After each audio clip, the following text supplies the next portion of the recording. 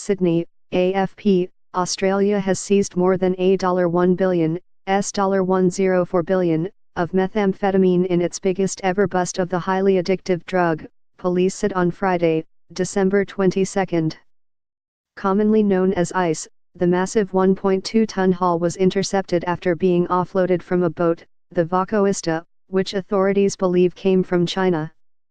Australia has the world's highest per capita consumption of crystal meth, and the country has become an increasingly attractive destination for drug smugglers, with street prices soaring. Much of the ice hitting its streets comes from China and the Golden Triangle region, where the borders of Myanmar, Thailand, and Laos meet.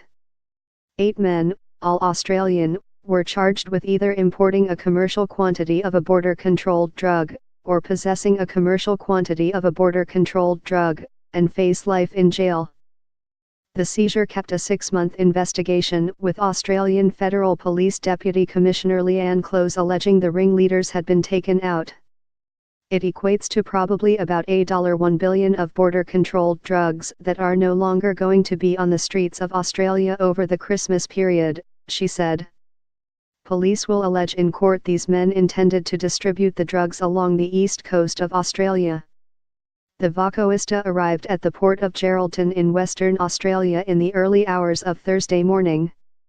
The drugs were allegedly offloaded into a white hire van before tactical response officers swooped in, arresting 3 men inside.